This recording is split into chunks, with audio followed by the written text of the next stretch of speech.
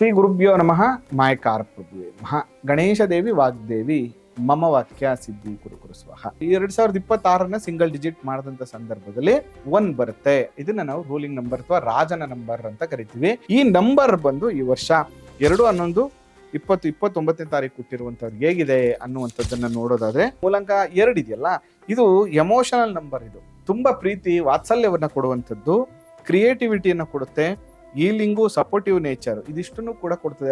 Especially medical line ಅಲ್ಲಿ ಕೆಲಸ ಮಾಡುವಂಥ, ಸರ್ವಿಸ್ ಓರಿಯೆಂಟೆಡ್ ಕೆಲಸ ಮಾಡುವಂಥದ್ದು, ನರ್ಸ್ ಇರ್ಬೋದು, ಡಾಕ್ಟರ್ ಇರ್ಬೋದು, ಇವರೆಲ್ಲರೂ ನೋಡಿ ವೈಟ್ ಡ್ರೆಸ್ ಅನ್ನೇ ಹಾಕಿರ್ತಾರೆ. ಯಾಕೆಂತಂದ್ರೆ ಇಟ್ ಇಸ್ ಎ ನೇಚರ್. ತಾಯಿ ರೀತಿ ಇರಬೇಕು, ನೋಡ್ಕೊಳ್ಳುವಾಗ ತಾಯಿಯ ಸ್ವರೂಪದಲ್ಲಿ ನೀವು ಅವ್ರನ್ನ ಕೇರ್ ಮಾಡ್ಬೇಕು ಅಂತ.